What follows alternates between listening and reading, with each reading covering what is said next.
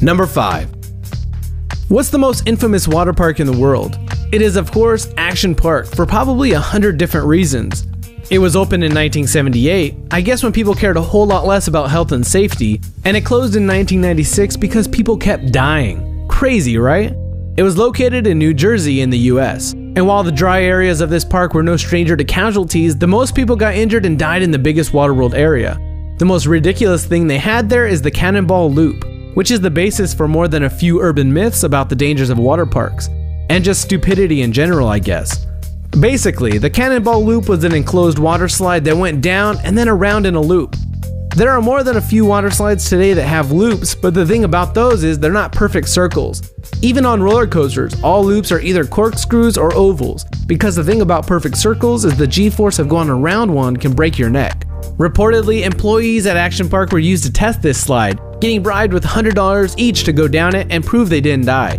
There were also rumors that the crash test dummies that park officials used came out of the bottom decapitated and dismembered.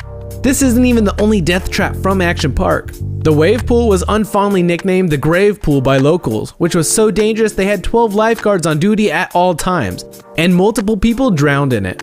Here at Action Park, it's been closed since 1996. They reopened it on June 14th.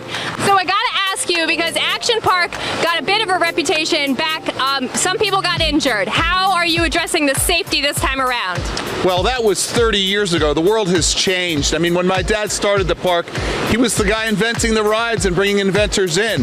Now it's highly regulated, everything's engineered. We've brought back all the thrills, but none of the spills. Number 4. The Wild Rapids Waterslide Park sadly closed last year.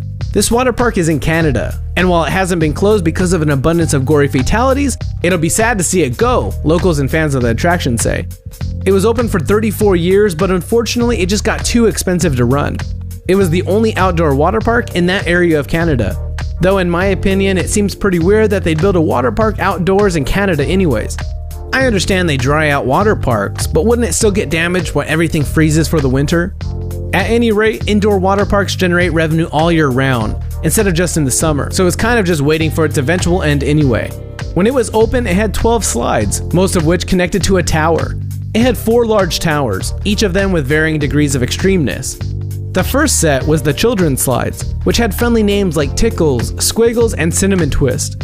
Then you get to what they call the intermediate class of water slides, which are called Body Blaster and one kind of outdated slide named after the James Bond movie Octopussy.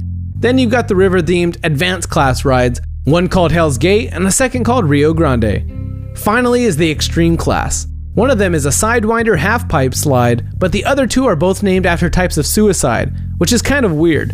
Kamikaze, where you blow yourself up, and Harikari, where you kill yourself with your own sword. Hey guys, me and Leighton are entering the abandoned Sylvan Lake Water Park. As you can see, the slides right there are literally just a drop off to certain death. It started right there. It used to be a huge contraption, but now it's like the drop of doom water slide there, where it just drops straight off. So we're gonna see if we can find another way to get up there. Yeah. So now we're gonna, I don't know, maybe take one last look around and then head out. Number 3.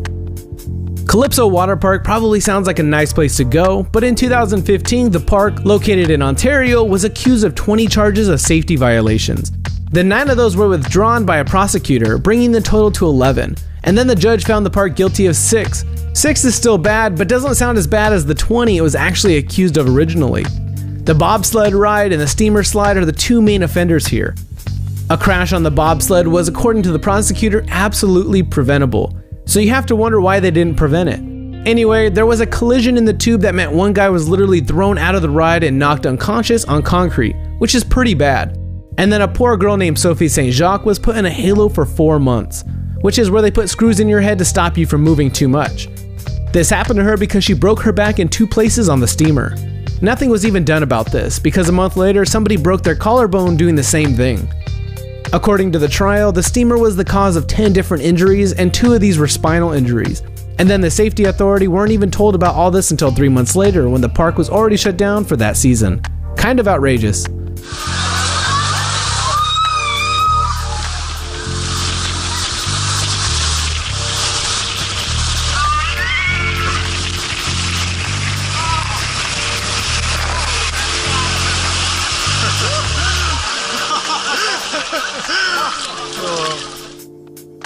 Number 2.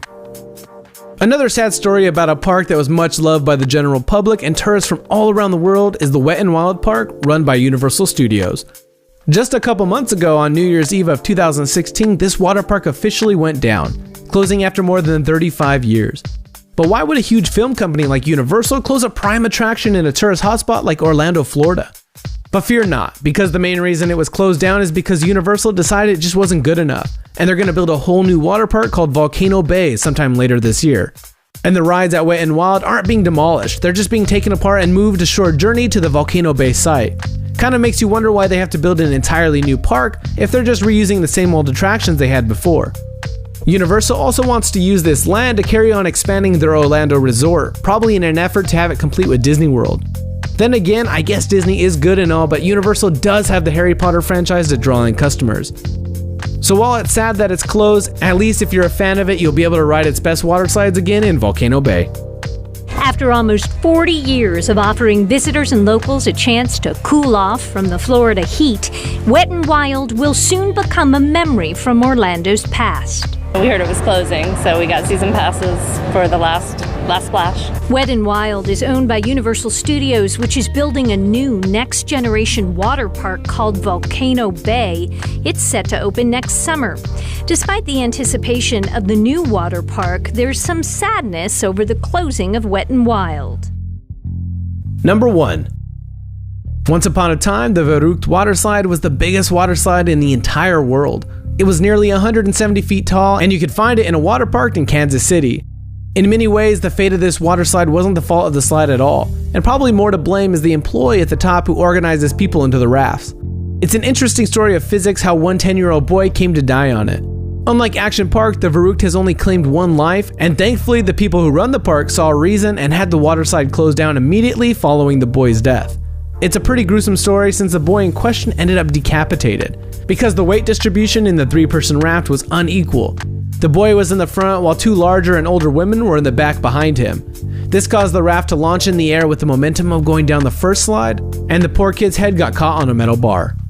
Even the women behind him suffered injuries, one of them ending up with a broken jaw and the other with multiple stitches in her face. It really does seem like what happened on this ride is just a sad accident and isn't the result of any gross mismanagement like some of the earlier examples on this list.